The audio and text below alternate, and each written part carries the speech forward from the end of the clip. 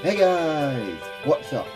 Okay, so in this video, of course, is done attempted multiple times, but today I am going to be talking about my top 10 Hermitcraft Season 8 bases. Season 9 is quite close around the corner, but I actually am looking forward to it. So it'd be wise to get this out as soon as possible. However, throughout these weeks, technical issues were occurring, so now I have it. So let's get into it.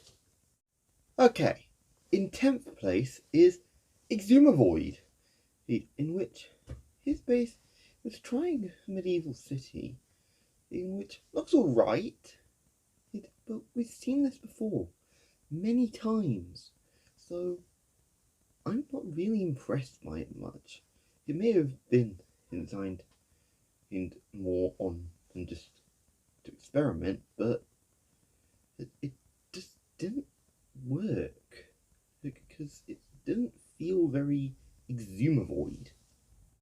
Okay, in 9th place we have False Symmetry, in which he built a massive hole which she put her main in base stuff in, and then made it an eagle holding in the part that was taken out, and put a shop in there.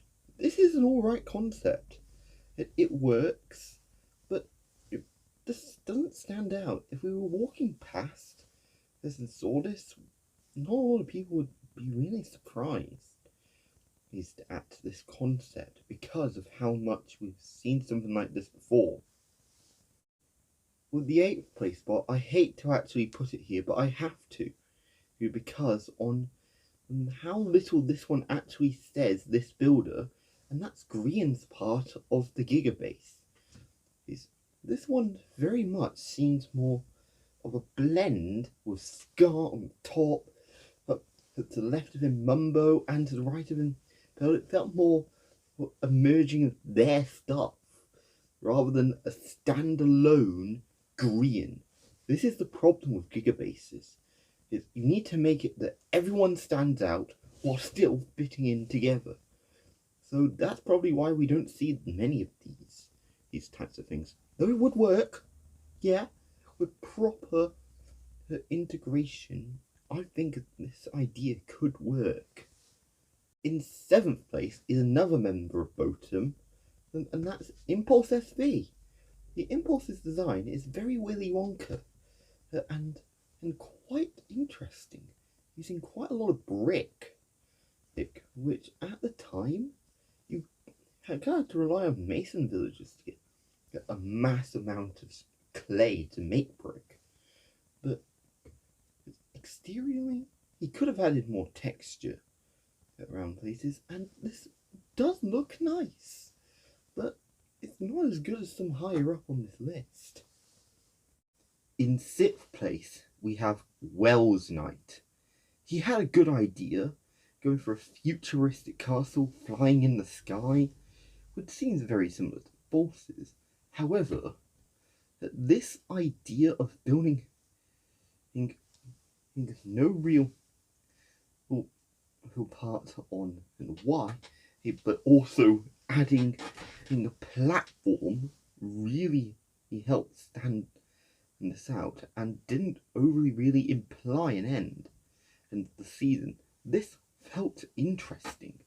I would have been happy to see this continue forth into a massive base, in which the photograph I went for is just an example of what this could have looked like, and he didn't even look like he finished it.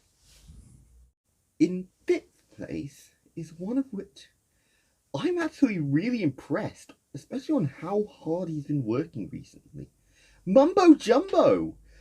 His one is not something we'd expect from him.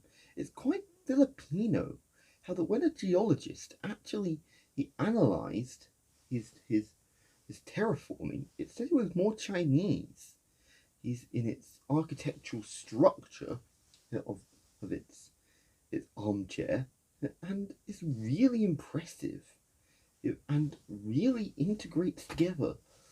Yeah.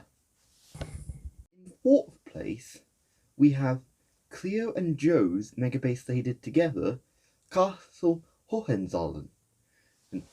And this one was really interesting because they openly did research so that way they can make protection against cancel culture, because that's a thing that's happening. And if they went for one which had negative connotations somewhere, they'd be doomed. However, this Germanic castle, well, actually has negligible amount of negative connotations, and it looks amazing. Sure, they never got to do an interior. How I'm sure that would be where they bickered more if they actually did get to, because as Joe was wanting how it is in real life, Claire was like, I'll be happy to take some leeway there and do it how I want to do it, rather than what that would have like called argument. I'm sure they'd settle it out with a compromise. In third place, we have Pleasant Moon, one of the newer hermits. It was her part of his giga base. This was really interesting in design, especially because it changed much associated with boats and boatum, and that is quite humorous. And overall, this openly works together, especially with the part Scar made, because when a geologist looked at it, they actually said that it looks like the runoff of Scar's, which openly looks impressive. That these, by chance, perfectly integrated together. Yeah. In second place, we have Good Times with Scar. His base was the Thwagons and other shops around, which he openly built life here. That this felt lived in, and even though his season took a lot of hits, it's because of his own health and recently had to go into surgery. Get well soon, Scar. And this still looked amazing. I think even with what he had going on, he still made a brilliant base, and openly still made this season enjoyable with all his deaths. Yeah, Scar's known for dying a lot. Before I say first place, I would like to give an honourable mention to Evilex's Evil Empire. This is impressive, because this wasn't really a mega base, but a really good hub for shopping, because we actually saw what he could do if given the opportunity, and openly made an impressive centre of the derp coin, in which I gotta say kind of works, having derp coin in being able to be found in Minecraft, which openly he was Eximavoid's law, which was saying, hey, be careful of these right-wing people who are creating these cryptocurrencies, and yeah, that's impressive. But in first place, we have the other new member, Gemini Tay. Her base is impressive. She was going very cottage core for this season, and going in very neutral tones, which really work in Hermitcraft. And that much that I think it'd openly be great to see something like this in the next season. And although looking at her one on her subordinate channel, I don't think she is gonna stray much from this, but also not stay like this. I think she's considering Elven, which would be really great to see. So that's it for this video. I really hope you've enjoyed this. Hopefully you smash the like button, smash the subscribe button, and I'll be posting more soon. Oh, and also an extra thing, if you're watching this on the day I upload this, I'm going live on Twitch at 7 o'clock tonight, which I'm going to be working on a project I've been working on. It's not the Let's Play world yet, that's not until two events have happened. One, I've done all my A levels, which isn't going to be until the 23rd of June, and two, 1.19 has been released. I'll inform you when that's happening and my plans, but I'm hoping it goes well.